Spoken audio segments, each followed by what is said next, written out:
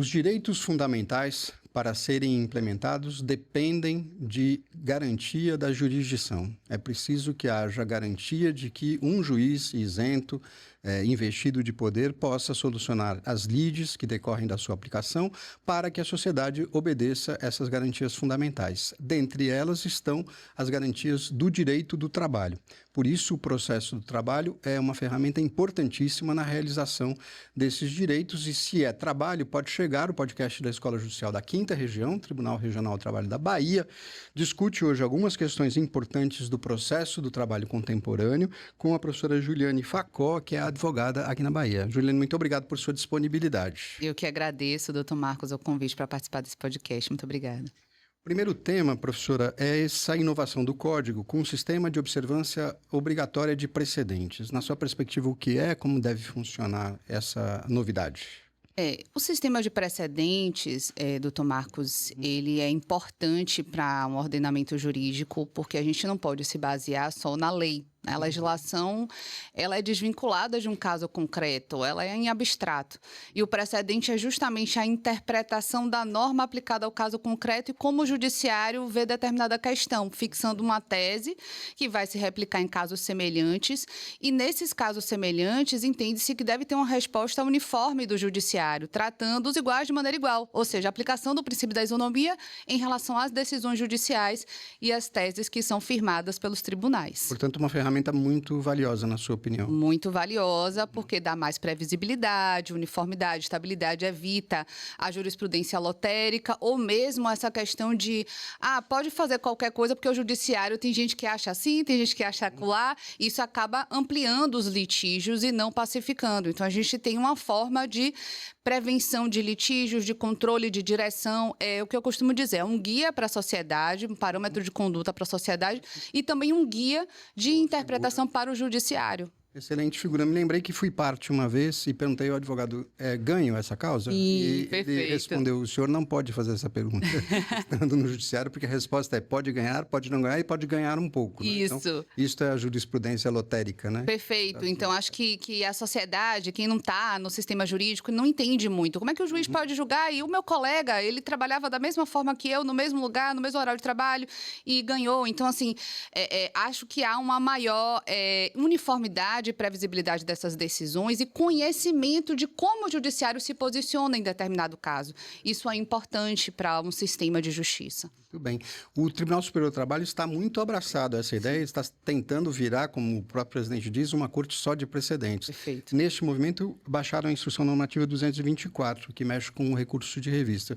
Na sua opinião, ela vai funcionar ou ela criou uma instância a mais para recorrer? Olha, esse assunto está dando muito o que falar, né? Sim. Todos estão bastante alvoroçados, porque é algo a mais, um agravo interno que deve ser feito no caso de inadmissibilidade do recurso de revista. E um primeiro momento vai ser um momento de desconforto, de muita insegurança, de casuísticas que não vão estar reguladas na Resolução 224, na IN, e que a gente não vai saber o que fazer. Mas eu entendo que para a racionalidade de um sistema de precedentes, essa instância ela é necessária, porque a ideia é que, uma vez que o TST firmou teses obrigatórias, que o controle dessas teses fique para o regional, para que as partes não achem que elas podem discutir a perder de vista aquele assunto que já foi objeto de tese. Deve ser discutido apenas se há uma distinção, se o precedente não se aplica ao caso, foi aplicado de forma equivocada pelo regional, e esse controle vai ficar, sim, nas mãos do Tribunal Regional, mas pode haver reclamação para o TST caso a parte entenda, o advogado da parte entenda que está havendo um descumprimento ao precedente. Uma má aplicação, né? Talvez, uma má aplicação do precedente, perfeito. Em termos práticos, é como descumprir, né? Isso. O precedente. Me preocupa, eu queria ouvir se a senhora já tem uma saída para isso, o problema da multa, porque alguns colegas são muito apegados à ideia da multa. E o próprio TST vinha aplicando indistintamente aquela multa do 1.000 e pouco do CPC. E agora eles baixaram uma orientação jurisprudencial interna, dizendo não é em todo caso que o agravo é improcedente que multa. Isso. Como é que vai ficar o agravo interno no regional? Porque a instrução diz, vai haver agravo de instrumento, espera, julga o agravo interno.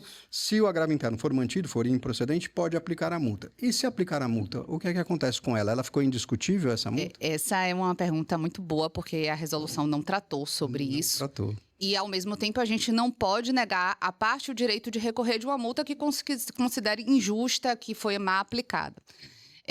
Participei de uma aula com o ministro Cláudio Brandão sobre o ponto, ainda está controvertido. Ele chegou a aventar uma possibilidade de recurso ordinário para o TST, mas já recentemente, acho que nesse posicionamento, eu acho que o recurso adequado nesse caso seria o próprio recurso de revista, porque o 896 da CLT ele fala que cabe recurso quando o acórdão for proferido em grau de recurso ordinário. Se você equiparar que a gente ainda está na instância ordinária para efeito de multa, que está sendo discutida pela primeira vez, porque foi aplicado naquele primeiro momento, o tribunal funcionaria como uma primeira instância, né? E aí uma segunda instância, e o TST poderia rever essa multa em sede de recurso de revista somente para essa multa, né? O recurso de revista, nesse momento, versaria só sobre a aplicação da multa e não iria suscitar outros aspectos que já foram objetos do primeiro recurso de revista, objeto de admissibilidade. E, com isso, nós poderíamos discutir essa multa. Eu faço um pouco uma analogia com quando há aplicação da multa nos embargos de declaração da decisão de inadmissibilidade, que entende, você embarga e aí o vice-presidente, o presidente entende que não havia omissão e aplica uma multa. Geralmente, nós, advogados, fazemos a preliminar, a impugnação da multa no agravo de instrumento, que é o próximo recurso cabível em relação aos outros pontos. Então, eu acho que se aplicaria em sede de recurso de revista mesmo, tá? Nasceria um novo recurso de revista. Recurso de revista só para versar em relação à multa e não caberia, nesse momento, o preparo, porque não seria necessário o preparo para isso, não seria exigível, e nem o valor da multa, porque você está discutindo justamente se a multa é cabível ou não. Então, acho que deve ser algo regulado pela resolução 224 ou pela resolução posterior, né? Uma emenda aí, a IN 40, porque não pode se gerar uma segurança jurídica tão grande com cabimento de recurso que tem essa questão da taxatividade, né? Embora possa inferir lá do 896. E provavelmente é exercício de futurologia, né? Vão ser muitas as hipóteses, porque a novidade enseja até que assente a prática. Com certeza. Seja muita discussão, né? Perfeito. Então, provavelmente vai haver uma enxurrada de multas. Sim. E, portanto, uma enxurrada de Ou problemas sem no início solução. não vai haver multa, porque a gente não sabe qual é o recurso cabível e vai ficar, né? Quem é que vai fazer a admissibilidade? Novamente vai para o vice-presidente. Então, vai ter, num primeiro momento, posso dizer assim, um pequeno caos. Porque a gente tem agravo de instrumento, agravo interno, embargo de declaração. Aí pode ter um recurso do agravo interno em relação à multa para o recurso de revista e tudo isso no âmbito do regional. Então, de fato, a gente vai ter um período de muita insegurança, mas que eu acho que tudo que é novidade e que pressupõe uma acomodação passa por essa zona de desconforto, digamos assim, para a gente colher lá na frente um resultado maior, que é a maior pacificação, a cultura de respeito aos precedentes e de redução de conflitos, considerando que já está pacificado a resposta do judiciário em relação àquele tema. Pensei agora numa complicação, enquanto a senhora explicava.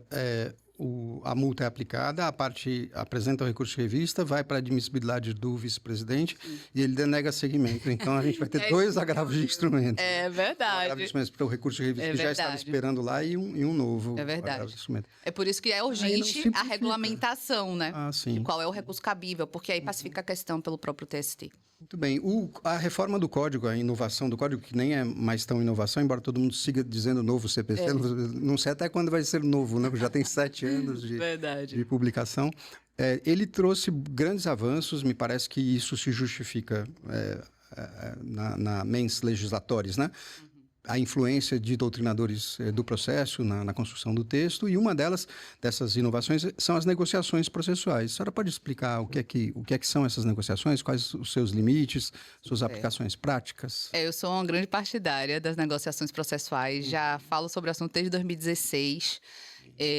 Nós tivemos a IN 39 em 2016, que entendeu que a negociação atípica, o 190 do CPC, não se aplicaria ao processo do trabalho.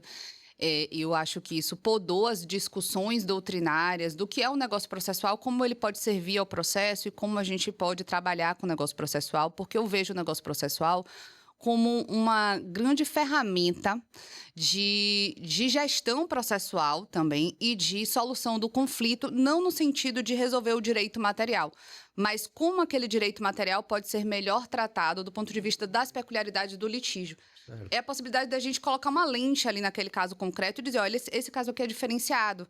Esse caso aqui, por exemplo, eu preciso de mais... É tão complexo que eu preciso de mais testemunha do que o código me permite.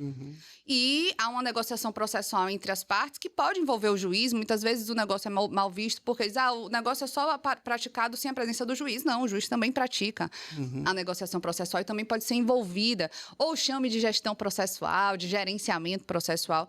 Então, a gente pode definir, entender qual é o litígio, quais são os pontos controvertidos, qual é a complexidade, como é que a gente vai tratar aqui. A gente precisa de 2 peritos, a gente pode botar 2 peritos para poder conversar entre si junto com o assistente técnico para entender um problema complexo, né? A gente pode fazer uma suspensão convencional do processo por um período superior que prevê a lei, considerando que depende de outras questões, né? Por exemplo, uma ação coletiva em que você vai fazer um acordo com o sindicato e não encontra todos os substituídos naquele momento para aderir ao acordo ou não. E diante da insegurança jurídica e da possibilidade de depois a pessoa aparecer e dizer, não, eu não concordo com aquele acordo, o sindicato não me representa, eu quero voltar ao processo no estado que se encontrava, para a gente tentar resolver algumas situações que podem aparecer no caso concreto. Eu acho que é muito importante as partes entenderem, as partes, o juiz, todos os sujeitos processuais. Sim. O que é o negócio processual, como é que ele pode ser atuado na prática, não ver de forma pejorativa, né, achando que vai ser alguma coisa que vai prejudicar o hipossuficiente possessual, porque a dogmática do negócio processual é muito bem estabelecida no processo civil. Tem diversos mecanismos, inclusive, se for consagrado uma onerosidade excessiva para uma das partes, ele pode ser desfeito. E o próprio 190 contém lá a cláusula de validade do juiz, que o juiz vai controlar a validade nas hipóteses que entender que um negócio é nocivo, né, dentro das hipóteses ali estabelecidas. Então, acho que falta a quem atua na Justiça do Trabalho entender o que é o negócio, entender como é que ele pode ser aplicado ao caso concreto e quais os benefícios que a gente pode coletar disso. Basicamente, você ver o caso concreto mesmo com suas peculiaridades.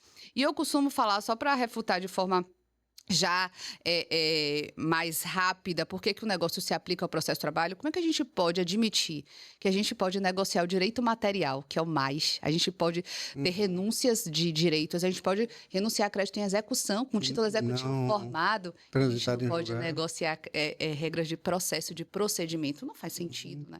Vamos examinar, professora, as questões possíveis em termos práticos de aplicação da negociação processual no processo do trabalho, mas depois do intervalo. Este Pode Chegar, o podcast da Escola Judicial do Tribunal Regional do Trabalho da Bahia, que hoje estuda questões de processo do trabalho com a professora Juliane Facó, e voltamos já.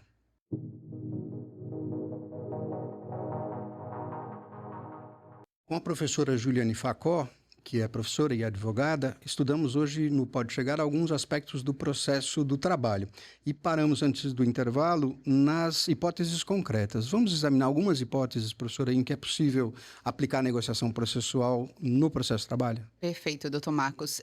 Existem as negociações típicas que todo mundo pratica, né? Negociação processual como o adiamento da audiência, feito por pedido das partes, a suspensão convencional para fazer um acordo, a escolha consensual de um perito, a da limitação de ônus da prova. Todos esses são negócios que a Justiça do Trabalho já pratica há muito tempo, né?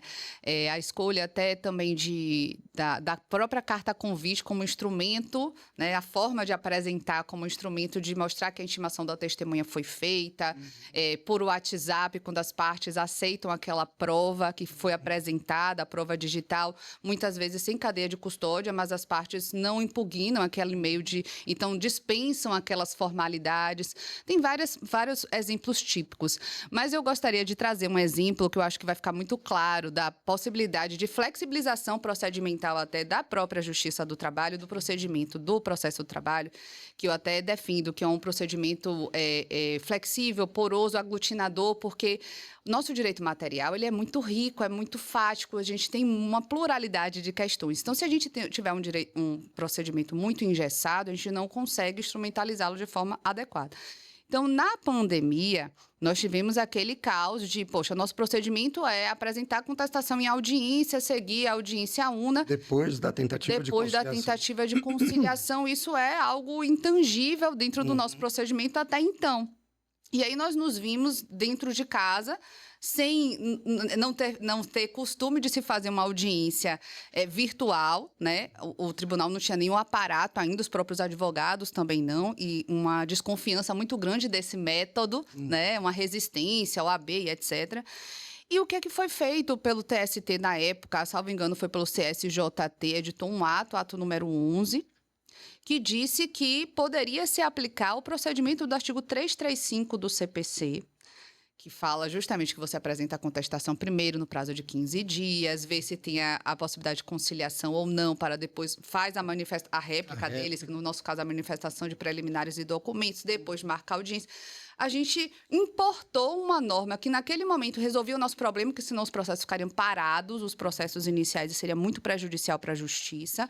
Os juízes, inclusive, pediram para dizer qual é o ônus, se tem provas a produzir, quais são as provas, para se delimitar o ônus da prova antes, o que é aquilo ali, uma fase de saneamento e organização do processo, para a gente poder entender qual é o caminho, aquele matéria é só de direito, eu não preciso nem de audiência, então eu já posso ficar concluso, as partes juntam os documentos, fazem o procedimento.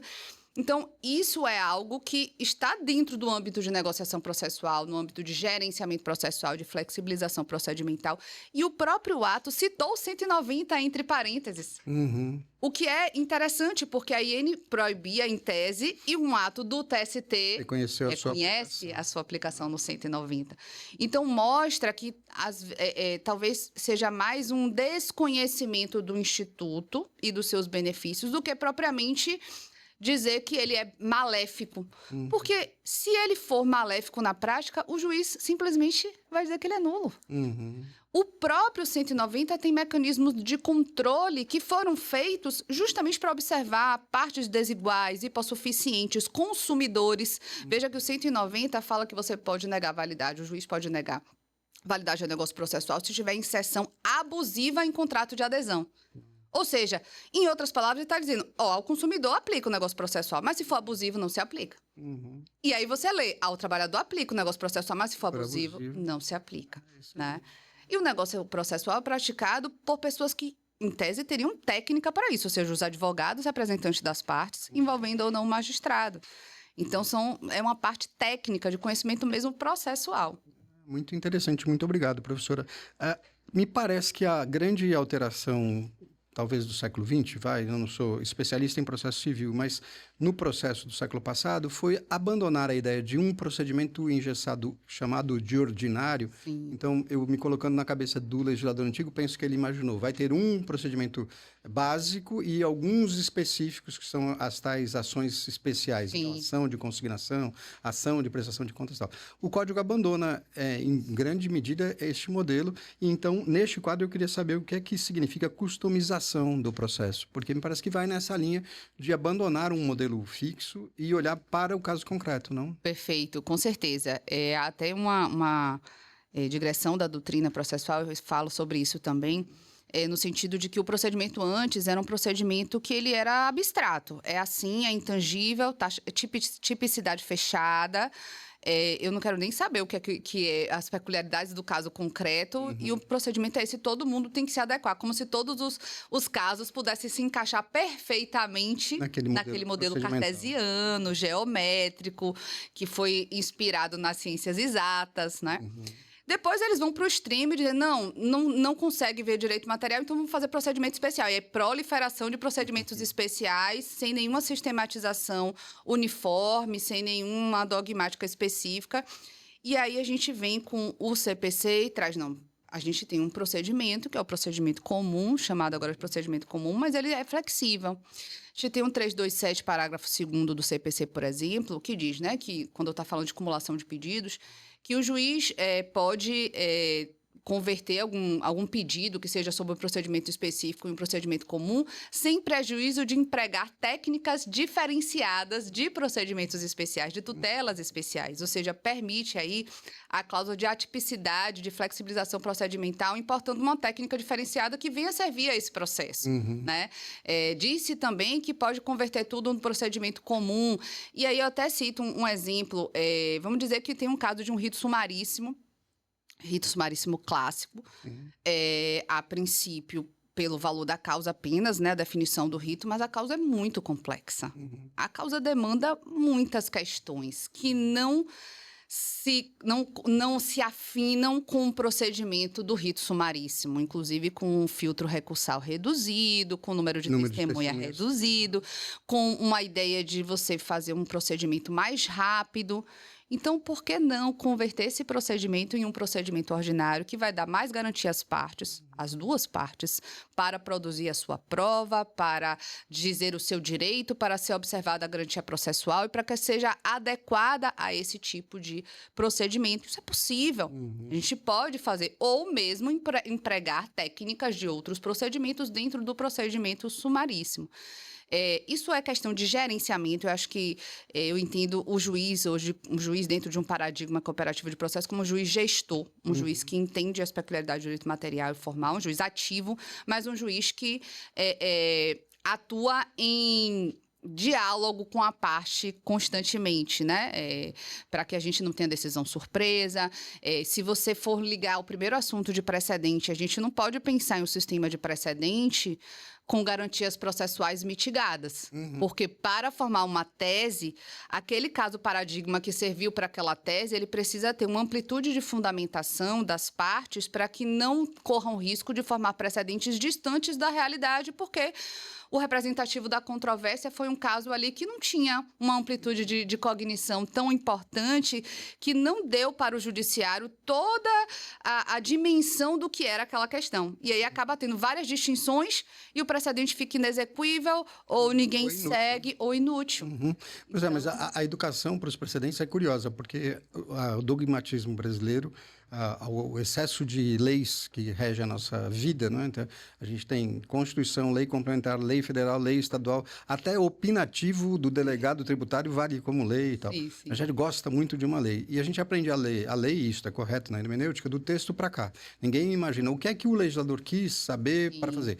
E o precedente é exatamente o oposto. Não, eu não preciso ler, não posso, não preciso ler a tese para aplicá-la, mas entender o que está por trás da tese, as razões de decidir, a configuração fática daquele caso modelo, não é? E enquanto a gente não trocar essa educação, vai continuar uma briga, né, que torna inútil o sistema de precedentes. A gente muda a forma de analisar, né, o raciocínio jurídico. Então, realmente, você falou, a gente aprende desde a faculdade, e ainda tem sido assim, olhar a lei como uma lei abstrata e aplicar ela no caso concreto. O precedente parte do inverso, é parte do caso concreto para aplicar a lei.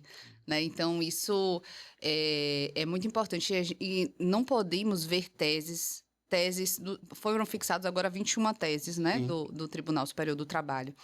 E eles fixam a tese lá. Não podemos ler como uma lei desvinculada do caso concreto. Nós precisamos ir ao acórdão como um todo, que teve como base uma situação fática, que tinha partes, tinha pedido, tinha causa de pedido, tinha uma delimitação fática, para entender se no caso concreto se aplica ou não o precedente. Por isso que eu costumo dizer que o fato de ter precedente não quer dizer que o juiz vai aplicar automaticamente premissa maior, premissa menor, igual o resultado. Né? O juiz dele não vai se tornar a boca do precedente, como antes dizia que o juiz era a boca da lei, porque o precedente também precisa ser interpretado. Ele é texto e não norma. Então, o caso concreto, ele vai dar as diretrizes e a gente precisa ler a súmula e as teses a partir do caso concreto para saber se é caso de aplicação ou não daquele precedente na determinada situação fática. Excelente. Outra inovação, professora, do Código e da nossa cultura é a ideia de cooperação. Como é que isso nos ajuda no processo?